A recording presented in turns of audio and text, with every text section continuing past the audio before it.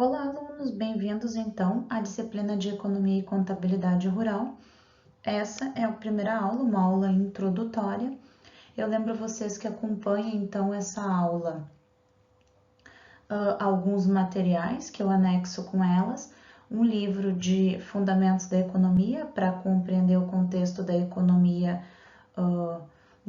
financeira, dos conceitos econômicos. Depois disso, eu coloquei ali 3 capítulos do livro do Arbage sobre economia rural. E hoje a gente vai fazer essa introdução ao tema, mas não esqueçam de fazer as leituras e de participar dos debates relacionados ao fórum, né, para a aulinha de hoje, ok? Então, o que é economia? A economia é uma ciência social que estuda produção, circulação e consumo de bens e serviços que vão ser utilizados para satisfazer as necessidades humanas. É a ciência da escassez. É a ciência que estuda a forma pela qual uma sociedade vai administrar os seus recursos produtivos que são escassos, finitos, para produzir bens ou serviços de forma a distribuir eles entre as pessoas ou grupos dentro de uma sociedade para satisfazer as necessidades das pessoas. É isso, né, a forma como se conceitua economia. A economia, segundo o Samuelson, que é o Paul Samuelson, que é o pai dos fundamentos da economia, então é uma ciência social que estuda essa administração dos recursos entre os seus usos alternativos e fins competitivos. No geral, a gente tem alguma ideia do que é economia e entende que ela importa porque ela organiza o fluxo, né, das informações financeiras, digamos assim, dentro de um país. Ou seja, a economia nos dá ideia de como estamos, para onde vamos, né? E como circulam os bens dentro de uma sociedade. A economia atualmente é globalizada e a gente sabe disso, então as intercorrências internacionais não são mais uma ilha, né? Elas circulam, tudo que acontece no mundo circula e modifica a economia e reflete na economia do nosso país. Então os estudos relacionados à economia agora, eles sempre têm essa ideia e eles sempre acontecem de forma a compreender tudo, né? Tudo que está acontecendo. Há os fatores de produção. O que são os fatores de produção? São 3. Os fatores de produção são aquelas coisas que a gente usa para produzir. E é o trabalho, o capital e os recursos naturais. O trabalho é essa contribuição do ser humano em produzir, né, na forma de atividade física ou mental, alguma coisa, né, dar de si para a produção de um bem de consumo ou serviço que produz, né, que faz trabalho. O capital é o conjunto de equipamentos, máquinas que são produzidos pelo homem e eles não se destinam à satisfação das necessidades através de consumo, mas eles concorrem então para essa produção de bens e serviços, aumentando essa eficiência do próprio trabalho humano.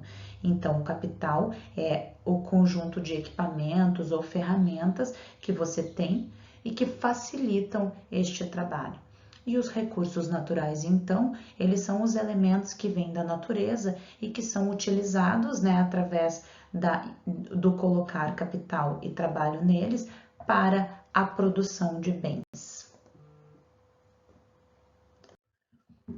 A combinação dos fatores de produção, trabalho, mais capital, mais recursos naturais, vai gerar então os bens ou serviços. Então a gente pode definir, né, mais ou menos que a economia é esse processo que combina estes 3 fatores, né, para produção de bens ou serviços, produção, distribuição. Qual o problema econômico? O que é que a economia estuda? Por que ela é importante?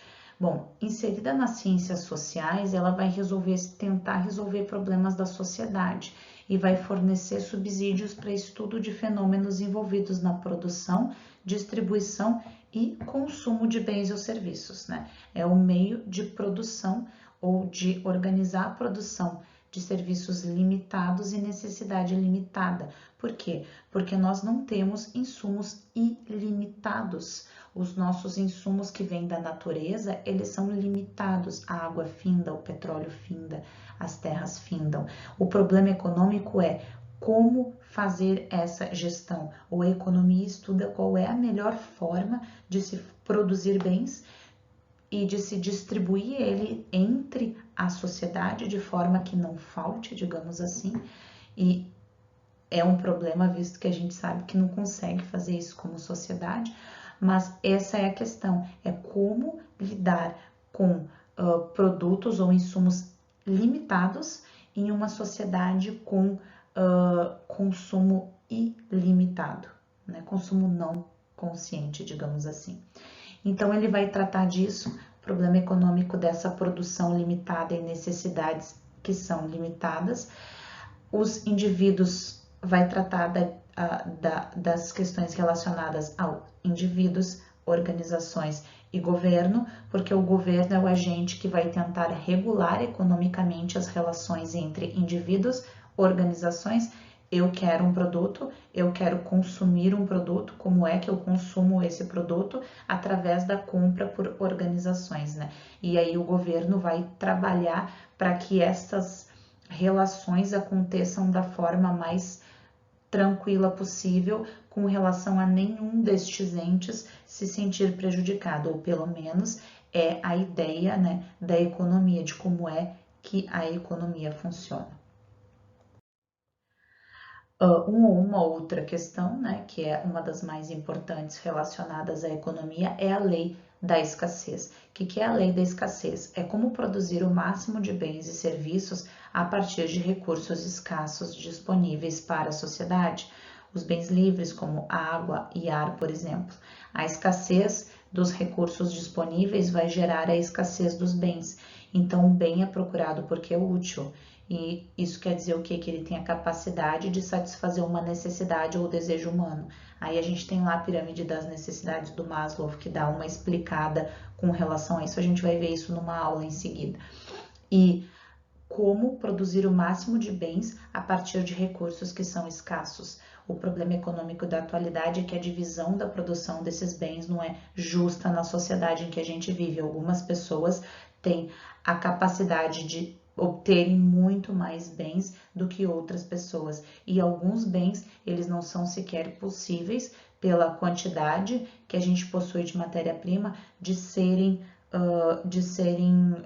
publicizados ou de serem divididos por toda a sociedade, né? É daí que vem as ideias do privilégio, né? Alguns são privilegiados porque têm essa oportunidade de acessar todos os bens ou a maior parte dos bens que a sociedade produz, enquanto alguns não conseguem simplesmente porque a gente tem um problema relacionado a isso que é econômico, né?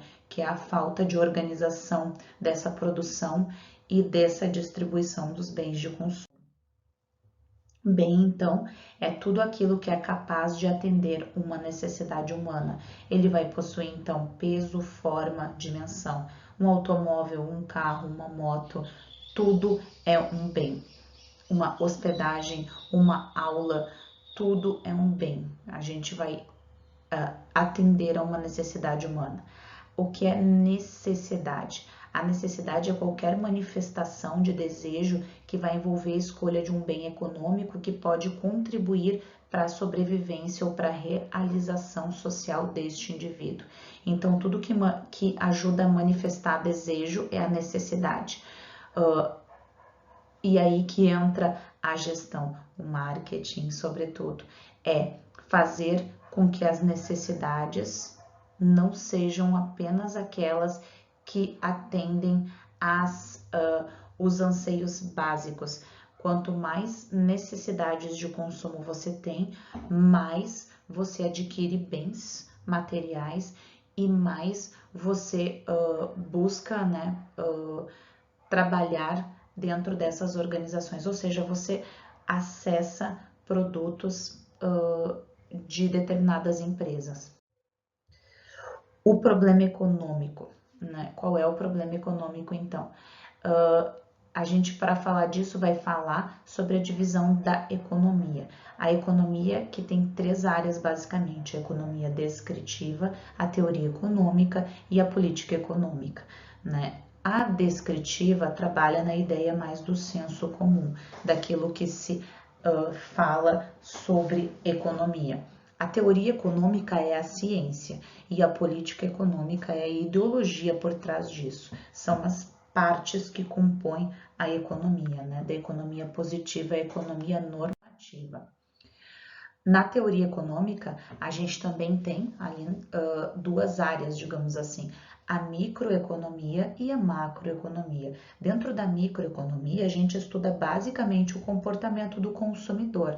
É aí que a economia se junta, assim, ou vai para dentro da área de marketing, sobretudo, e da administração, né? Porque a gente vai verificar o que é que faz com que as pessoas consumam, né? E vai verificar as organizações, analisar essa interface entre organizações e famílias com relação ao mercado. Então, ela vai partir de estudos dentro da casa das pessoas, digamos assim. Agora, a macroeconomia, ela vai estudar agregados econômicos, ela vai estudar índices econômicos mundiais, PIB, índice de desemprego. Ela vai partir do estudo do todo, então, para a unidade. Ela vai verificar, né, as diferenças, ou ela vai compreender o que faz com que um país tenha tal PIB, né? Quais são as políticas econômicas utilizadas, quais são as escolhas que fazem com que ele cresça ou não, com que ele resolva ou não problemas econômicos dentro do país. Então, para estudar economia, né, a gente tem que compreender alguns fatores básicos ou conceitos básicos relacionados aos fatores de produção. Os fatores de produção são esses recursos que são mobilizados a fim de se produzir bens ou serviços: terra, capital, trabalho e tecnologia. Eles são sempre limitados de alguma forma, eles são aproveitáveis e combináveis entre si, porque é entre a combinação de um ou mais destes fatores que você faz produção. E além disso, a gente tem ali a curva da transformação do produto. O que é essa curva da transformação do produto? A curva da transformação do produto, que vai colocar ali número de tratores, número de automóveis, vai mostrar as possíveis combinações de produção a partir de uma dada combinação, né? Ou seja, o O1 vai representar um nível de produção mais baixo e o O2 representa o nível de produção mais elevado, obtido com o dobro de trabalho e capital. Ou seja, quanto mais capital e mais trabalho você impõe para a produção, mais você produz. É só isso que está dizendo essa curva de transformação. Então, você vai produzir mais automóveis, mais tratores ou mais do que quer que seja, quanto maior a combinação você tiver dos fatores de produção. E aí você vai ter uma opção de como produzir, né? O que produzir, quem atender e o principal, não se pode ter tudo ou produzir tudo. A gente tem uma ideia disso na atualidade, eu vou exemplificar. Se vocês forem pesquisar notícias relacionadas ao setor automobilístico no Brasil, a gente teve a Ford, que fechou as portas no Brasil e foi para a Argentina. A gente tem a Volkswagen, que andou noticiando que vai também fechar a sua linha de produção no Brasil. E além disso, tem uma notícia que eu li agora essa semana relacionado a nossa frota de carros nunca foi tão antiga. A média de anos, né, é de 25 anos. Ou seja, as pessoas pararam de comprar, né? E como elas pararam de comprar, as empresas que o produzem não veem mais como atrativo a produção destes bens aqui. Então, elas vão sair daqui e vão tentar fazer isso de uma outra forma, né? Vão produzir fora, vão apenas vender importados no Brasil. Perdemos economicamente, sem dúvida, não só a questão de empregos, como, né, a prerrogativa de produzir nossos próprios carros aqui, mas é uma escolha econômica, né, muito relacionada a políticas econômicas, tanto do Brasil quanto associadas às suas interações com outros países. Alguns conceitos básicos. Tecnologia. O que é a tecnologia? O know-how, né? Saber fazer é um fator de produção. A tecnologia ou deter a tecnologia para aprender como se faz alguma coisa é essencial. E é essencial em todas as áreas, não é diferente na área da economia rural. Ter o poder de compreender a tecnologia é um diferencial econômico bem importante. É um diferencial que faz com que aumente a produção com, por exemplo, a mesma quantidade de insumos e o mesmo nível de produção em menos tempo. Então, se você consegue fazer isso, se você consegue ser eficiente porque você tem uma tecnologia que você desenvolveu ou que você agregou seu negócio para isso, bom, você está na frente, né, das outras organizações, das outras pessoas que atuam na mesma área. Então, a tecnologia é muito importante como um dos conceitos ou dos fatores de produção da atualidade. Então, o conceito básico de agrobusiness ou o empresário rural, o empresariamento da área rural. Essa terminologia vem da ideia do conjunto de atividades interrelacionadas e agregadas por um ou mais critérios estabelecidos. É uma relação de encadeamento, coordenação e controle de vários elementos, membros ou etapas de um processo. Se trata da junção de várias atividades relacionadas a processos, distribuição e insumos agropecuários, considerando produção, armazenamento, processamento e distribuição. Quando você transforma a área rural numa empresa, né? Quando você trabalha o agro de uma forma gerencial. Agora vamos falar um pouquinho sobre as necessidades humanas. É um conceito básico, por quê? Porque a partir de compreender os conceitos básicos relativos à economia, a gente vai entender como é que se dá essa inter-relação lá na economia rural. Então, lá na pirâmide Maslow, a gente vai ter o seguinte, que é essa daqui que vocês estão vendo. Lá embaixo, a gente tem as necessidades básicas, né? Que são as necessidades que a gente precisa cumprir para que a ideia do Maslow é essa. A gente precisa cumprir estas necessidades para que as posteriores sejam possíveis, né? Então, a gente primeiro precisa respirar, comer, beber água, dormir, excretar e ter vida sexual, tá ali, fisiológicas, tá? Então, essas são as necessidades básicas. Primeiro a gente cumpre com elas, a gente está ok com as necessidades básicas. Aí a gente consegue pensar na segunda parte da pirâmide, que são as necessidades de segurança. Quando a gente vai falar de segurança, a gente vai estar dizendo o quê? De emprego, de recursos de família, de saúde, seguranças do corpo relacionada a ter a possibilidade, né, de cuidar dele. Então, são as de segurança. Um terceiro patamar, a gente tem amor e relacionamentos, que são as necessidades de amizade, família ou intimidade. Depois, a gente tem as necessidades relacionadas à estima, que é relacionadas então à autoestima, confiança, respeito dos outros, respeito com os outros e para os outros, né? E por fim, como uma das últimas necessidades, a ponta das necessidades humanas, moralidade, criatividade, espontaneidade, solução de problemas, ausência de preconceitos e aceitação dos fatos. Por que que importa muito essa pirâmide? Importa para quando a gente vai fazer, por exemplo, políticas. Eu não vou entrar nisso, mas políticas públicas, que são as ações governamentais, elas são pautadas pela experiência econômica, ou seja, por a gente compreender economicamente onde nós estamos e que tipo de política nós vamos fazer no sentido de o que é que nós vamos fazer para o bem comum para as pessoas dentro de uma sociedade. Isso são políticas públicas. Quando a gente pensa nelas, a gente tem que pensar no seguinte: primeiro a gente tem que realizar as fisiológicas.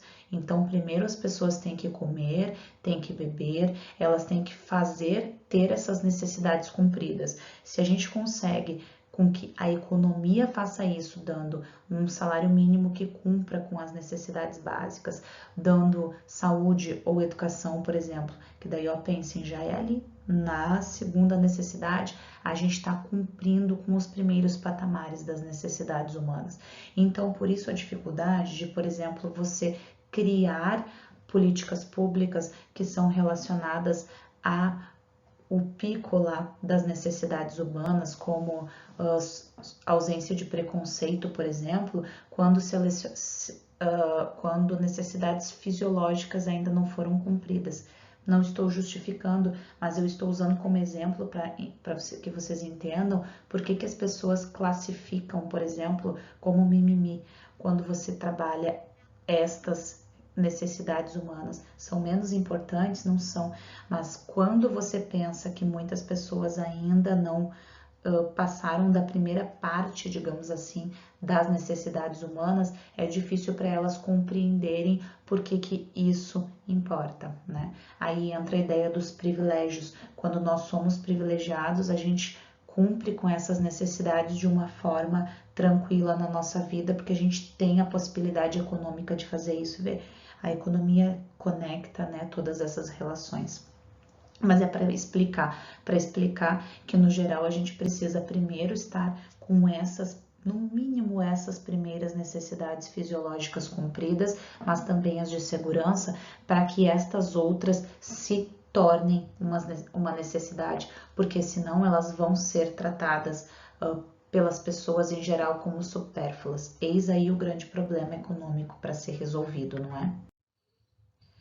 Então, Rotter ele caracterizou as necessidades humanas, né, em reconhecimento, status, proteção, dependência, dominação, independência e amor e afeto. Né? A forma com que se caracterizou as necessidades humanas é diferente, digamos assim, para vários autores, mas todas elas tratam da mesma ideia, que é essa pirâmide, né, onde você passa das necessidades básicas às necessidades mais importantes. Então, Rotter ele caracterizou elas nestas aqui, que são necessidades também em pirâmide, que são importantes e que as pessoas precisariam, né, para então cumprir com, para então estar kits, digamos assim, com o seu relacionamento com elas e com a sociedade. Agora, um outro conceito que é importante, que é o conceito de utilidade, para dizer o seguinte: a utilidade é a capacidade que os consumos de bens ou serviços têm de satisfazer as nossas necessidades. A utilidade, então, é a medida, a utilidade total é a medida da satisfação advinda do consumo de unidades totais de uma mercadoria. Né? O que é essa utilidade total? É eu consumir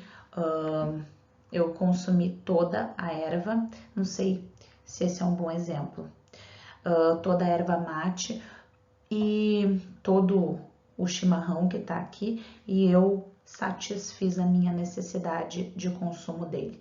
A utilidade marginal é a satisfação proporcionada pelo consumo de uma unidade adicional da mercadoria. O quanto eu tomar mais um vai satisfazer mais a minha necessidade, ou o quanto eu não preciso desse mais um. Isso seria a utilidade marginal.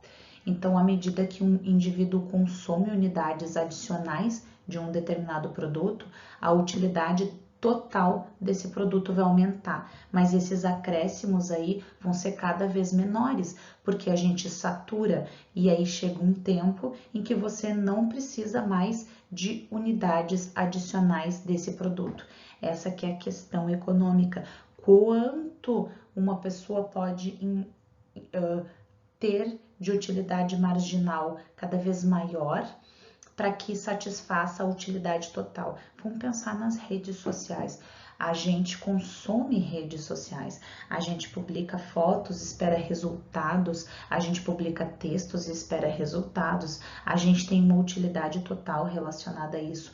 O quanto as redes sociais conseguem aumentar a utilidade marginal, ou seja, fazer com que eu consuma cada vez mais elas, porque me satisfaz, né? Lembrando lá da pirâmide, me satisfaz emocionalmente, enfim, o quanto eles conseguem fazer isso e não chegar na utilidade total, ou seja, não saturar, não fazer com que eu sinta que eu não precise mais utilizar. E as redes sociais são um ótimo exemplo porque tenho a impressão de que nunca saturam as pessoas. Elas usam cada vez mais, ou elas acessam cada vez mais, ou elas vêm e voltam. Elas se sentem atraídas pela rede e a utilidade marginal sempre aumenta e a utilidade total, claro, sempre vai aumentar junto. Outro conceito básico, ceteris paribus, que é uma frase em latim que significa todas as outras coisas estando iguais. Por que esse conceito é importante? Porque lá na economia, quando a gente analisa qualquer situação ou qualquer fenômeno, a gente está lidando com fenômenos sociais que eles estão sempre mudando, eles são são mutáveis. Então, para você entender, né, esse conceito, você precisa analisar sempre. Quando aparece lá a palavrinha ceteris paribus, quer dizer o quê? Eu estou analisando determinado fator econômico que ocorreu em determinada cidade, ceteris paribus, considerando que todas as outras variáveis não são mutáveis. Eu vou analisar só essa daqui, eu vou mudar só essa variável aqui para análise. É isso que significa quando vocês veem a utilização na literatura. Por isso que eu trouxe aqui, para vocês entenderem o que significa. Outro conceito básico, a natureza dos bens de consumo, que são duas, bens de consumo duráveis e bens de consumo não duráveis. Os bens de consumo duráveis, aí a gente vai discutir, né, se são duráveis ou não, porque aí já tem essa discussão de que não são, porque são feitos para estragar em algum tempo, ok. Mas a ideia é que eles não são perecíveis, ou seja, você utiliza ele no mínimo por um determinado período. Tá aí, né, gente que tem televisão de tubo há 40 anos, por exemplo, que funciona. Bens de consumo não duráveis são os perecíveis, né? São bens de consumo que que as pessoas adquirem, enfim, e eles têm um período de curto de vida. No geral, dentro da área rural, a gente trabalha com quase 100% de bens de consumo não duráveis, fora os fatores de produção, as máquinas e tal, todo o resto é perecível, todo o resto é não durável. Então, outro conceito básico, o que seria a economia rural aí então? A resolução dos problemas do agronegócio utilizando a teoria econômica, não só do agronegócio, mas a resolução dos problemas do agro. É o ramo do conhecimento, isso lá vem do Arbage, aplicado que trata da maneira que o ser humano usa os conhecimentos técnicos e científicos e os recursos produtivos disponíveis para produzir, distribuir, comercializar, diferenciar e agregar valor a alimentos e fibras ao longo de toda a cadeia produtiva. Então, é como é que eu pego todo o conhecimento técnico e científico, todos os recursos disponíveis e eu uso ele da forma mais eficiente para produzir, transformar, distribuir, comercializar valor a tudo que é produzido no rural, alimentos, fibras e tudo o que vem do rural. Isso é o conceito do Arbage para a economia rural. Agora a gente falando um pouco de sistema econômico, porque agora é uma aula cheia de conceitos e conceitos e conceitos. O sistema econômico ele engloba todos os métodos através do qual os recursos eles são alocados e os bens e serviços são distribuídos. O sistema econômico é o tipo de sistema em que a gente vive e que organiza a forma como bens e serviços são distribuídos dentro da nossa sociedade. E aí a gente tem alguns tipos de sistema econômico. A gente vai falar aqui só da conceituação deles, a gente não vai discutir ideologicamente eles e muito menos tratar da forma como se discute isso em redes sociais de forma alguma. Mas existem a economia planificada ou socialista e a economia de mercado ou capitalista e o sistema misto, ok? São duas formas, três formas, porque o misto é um misto dos dois. A economia de privado, lá nas suas origens, vai tratar a propriedade como propriedade privada, vai tratar como uma livre iniciativa e o Estado como um regulador. Então, as agências de regulação vão ser importantes e a liberalização ou neoliberalismo, a força da economia sobre ela mesma. As empresas, as instituições e as organizações precisariam do Estado como um agente regulador e não como interventor, não como aquele que estipula preços, não como aquele que estipula regras rígidas, mas como aquele que regula, porque, segundo os economistas da economia de mercado, então, a propriedade privada e a livre iniciativa fariam com que as empresas elas trabalhassem, né, de uma forma, digamos assim, trabalhassem em conjunto e de uma forma que não prejudica, digamos assim, as pessoas, porque a livre concorrência faria o que a gente chama de organizar a economia, os produtos e os preços eles concorreriam, né? E aí, para isso, o Estado só deveria intervir como um regulador. Eu vou falar só isso sobre esse tema, não vou entrar na discussão. A economia planificada trata na sua teoria de uma propriedade coletiva de todas as pessoas que são envolvidas no processo. E ao invés de livre iniciativa, ela trabalha com planos de meta, porque não há livre iniciativa, já que os produtos, os bens ou os serviços, eles são produzidos de todos para todas as pessoas. Por causa disso, o Estado é o detentor do direito de produção e de distribuição destes produtos, né? É a economia planificada ou socialista. São duas filosofias e na prática, isso vem lá do livro, encontram-se combinações de cada uma delas de acordo com cada país. Não dá para dizer que a gente tem economia de mercado 100% ou economia planificada 100%. Se vocês discordam disso, eu lembro a vocês das inúmeras crises econômicas que tivemos, né, quando vocês imaginam que somos todos economias de mercado, capitalistas e o Estado é só um regulador. Há pouco tempo, os Estados Unidos interviu lá na sua economia e salvou grandes empresas. Então, ele não é só um regulador. Quando ele está salvando grandes empresas no meio de uma turbulência econômica, ele está sendo interventor. Quando ele regula preços de barril de petróleo, ele está sendo interventor. Então, é por isso que se diz que nenhuma das duas formas de economia elas aconteceram sozinhas, né? Elas fizeram ou foram responsáveis sozinhas pelo crescimento neste momento no mundo. Mas a gente não vai discutir a política relacionada a isso, só a realidade. Inclusive, eu lembrei disso e vou colocar para vocês no final dessa aula um documentário que chama Enron, os mais espertos da sala, que vai falar um pouco para vocês da crise imobiliária que aconteceu nos Estados Unidos lá nos anos 2000, que mudou a forma com que a contabilidade é exercida e aí tem tudo a ver com economia e contabilidade. Então vai ser bem bacana de vocês assistirem para esta aula.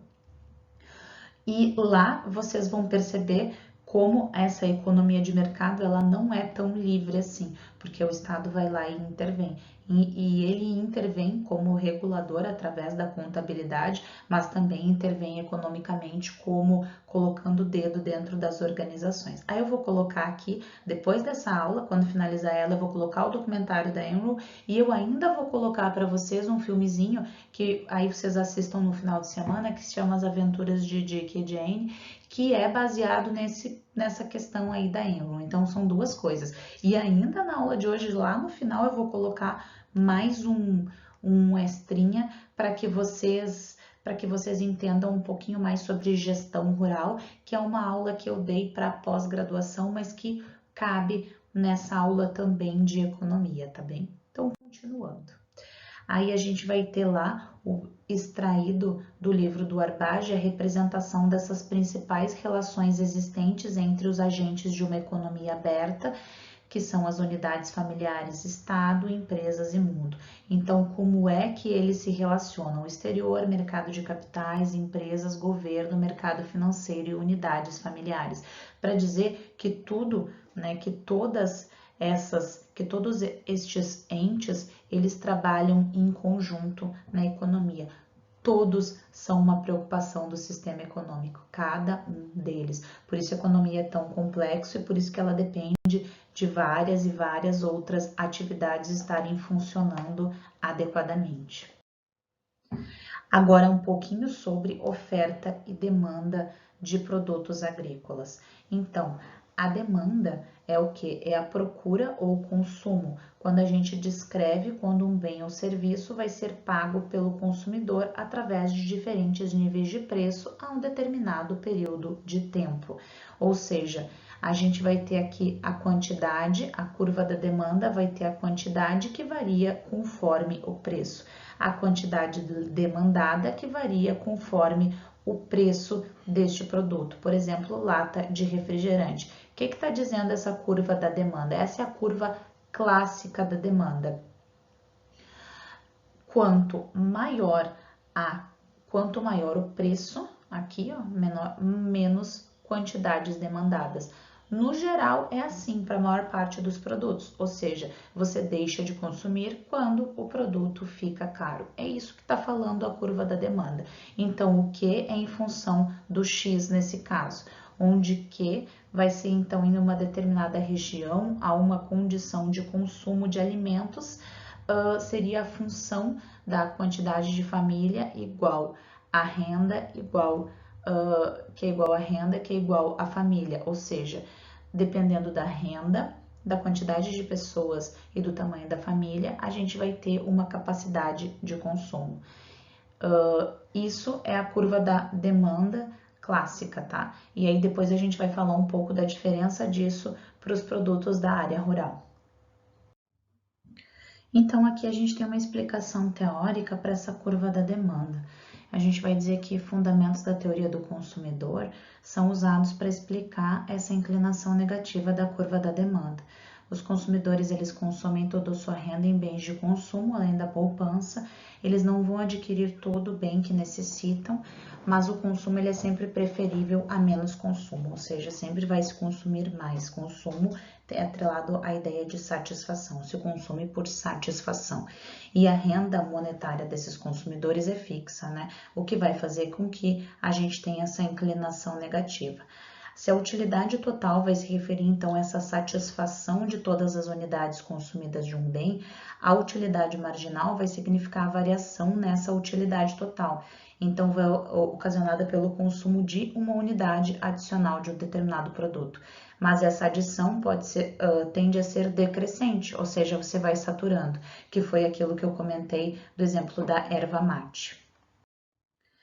Então, alguns outros fatores que afetam a quantidade demandada. A quantidade demandada é essa diferença entre a quantidade da demanda, né? A quantidade que influencia a demanda não é a mesma coisa, é a quantidade demandada.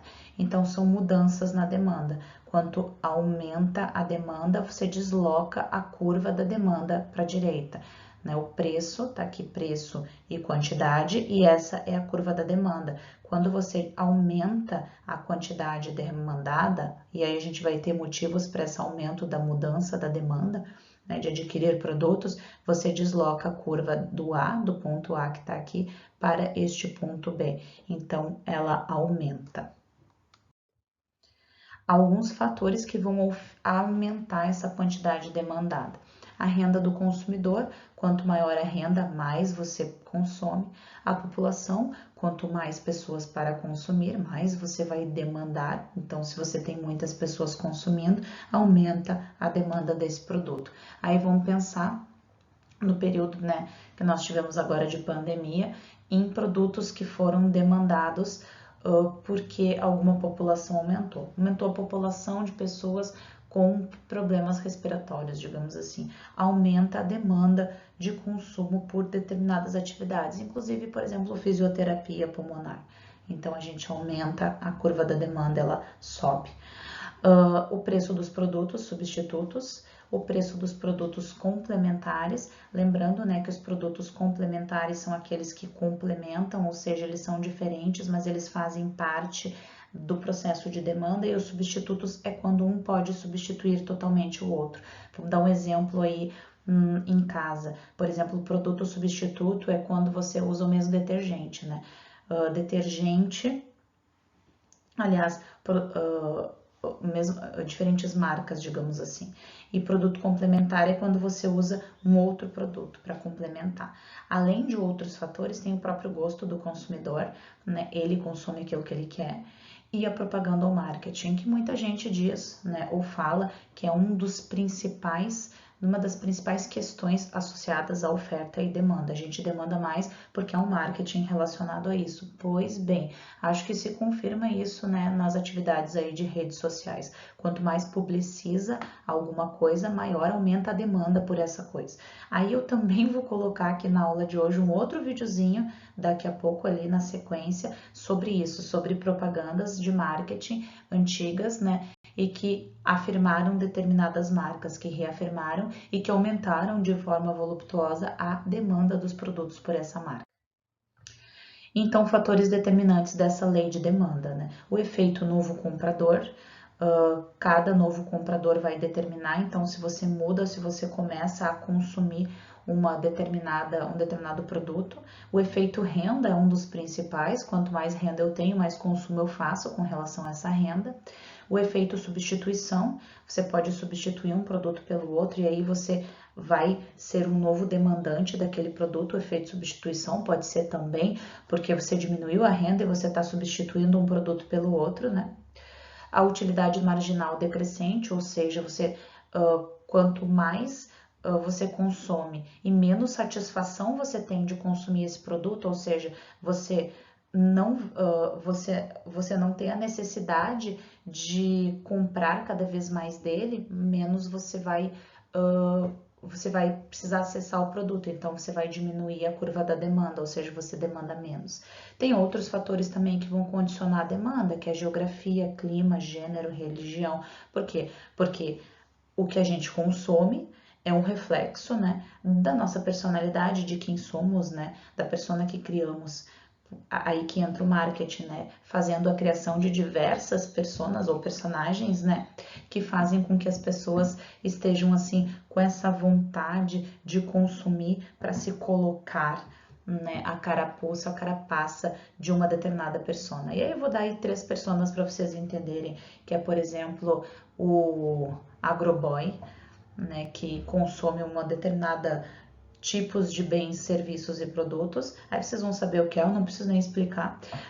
A persona geek e a persona influencer digital. Então são 3 personas criadas, né, pela propaganda, pelo marketing e pelo comportamento do consumidor que induzem as pessoas a ter um determinado tipo de comportamento. É daí que as redes sociais elas são tão importantes e que elas influenciam tanto as pessoas, né? A outra dica daí também de filme, que agora eu não me lembro o nome, mas vou tentar colocar aqui, que esse eu acho que só tem no Netflix, que é sobre as redes sociais, que é essa ideia, né, de o quanto os números, né, o quanto compreender de forma numérica o nosso comportamento nas redes sociais nos manipula a ter determinados pensamentos, e isso envolve também consumir determinadas coisas ou não, porque as redes sociais nos colocam ilhados dentro da própria rede da sociedade do conhecimento. A gente não tem acesso a todas as informações, a gente tem acesso às informações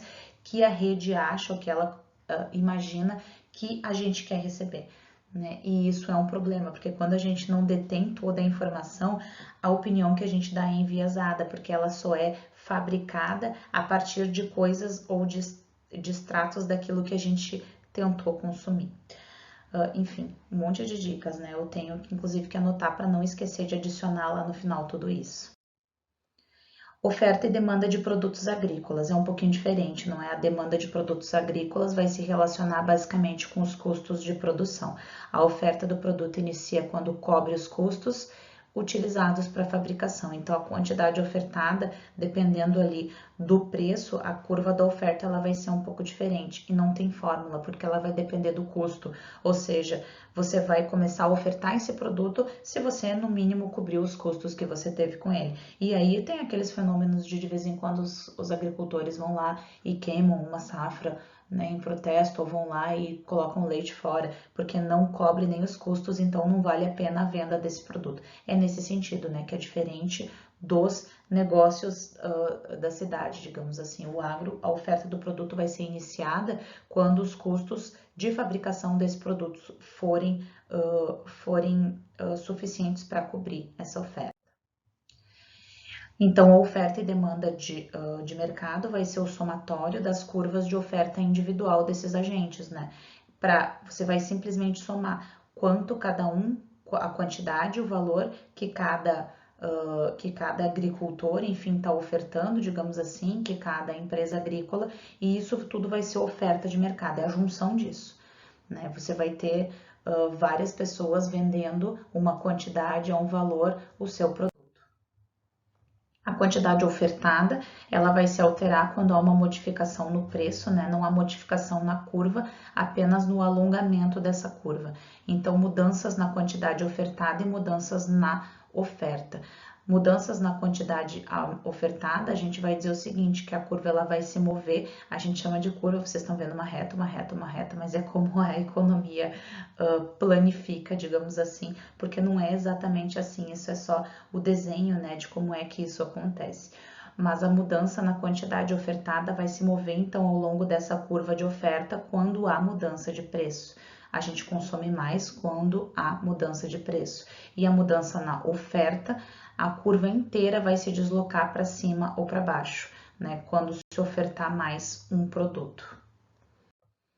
A oferta, então, e demanda de produtos agrícolas ainda, alguns fatores que vão afetar a quantidade ofertada. É diferente, porque diferente da produção, né, da produção industrial, o preço dos insumos, o nível tecnológico, o mercado futuro e o próprio clima são fatores que vão afetar a quantidade produzida. Então, ele depende de fatores que são um pouquinho diferenciados e que produzem uma certa complexidade para essa área, porque então você pode garantir um nível mínimo de safra, desde que alguns fatores não aconteçam. Isso é diferente da produção industrial, que garante, né, considerando que ela conhece a sua tecnologia e os custos envolvidos, que ela vá produzir uma determinada quantidade de produtos. Então, essa diferença é importante de a gente ter relacionada à economia industrial e à economia rural.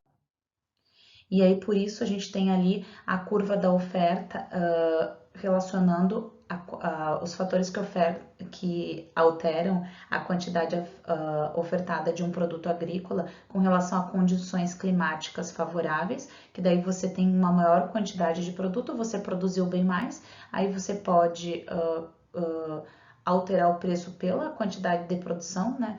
E aí às vezes ele diminui ou às vezes ele não diminui, e a quantidade diminui a partir do clima. Então a curva dessa quantidade ofertada, ela vai ser diferente porque vai depender de condições que não são controláveis, digamos assim, ou são divinamente controláveis, que é, por exemplo, o clima. Outras condições todas, elas são, né, elas podem ser controladas pelo empresário rural, mas para dizer que o agro depende de algumas outras questões diferentes das outras formas econômicas de produção, né? E por isso ele tem aí um olhar especial voltado para ele, por dois motivos, basicamente. Esse, que depende de fatores que são incontroláveis, e o segundo é que ele faz parte aí do básico, das necessidades humanas básicas, porque vai produzir o essencial. Então, finalizando, né, esse trecho, essa sequência de aulas, o que a gente viu ali foi os fundamentos da economia, os principais, os principais conceitos relacionados à economia, os fundamentos da economia rural e o início, uma ideia das curvas da oferta e da demanda, para compreender como é que se dá isso tudo e quais as grandes diferenças da economia rural. Para finalizar, então eu vou dizer para vocês que sim, economia é complexo porque ele vai lidar com fatores dentro e fora das relações, dentro das casas e fora, com fatores externos, mas ao mesmo tempo é de vital importância para o agro, porque são os fatores econômicos que vão dizer, né, do que o agricultor vai receber de volta, né, do que ele vai receber de lucros relacionados às suas plantações, enfim. Então é de total importância. Eu vou finalizar esse conjunto de aulas e aí eu vou colocar enfim, os vídeos que eu fiquei devendo para vocês na sequência e eu espero que vocês estudem e que seja bem proveitoso para vocês. Beijos, bom final de semana, se cuidem, tchau, tchau.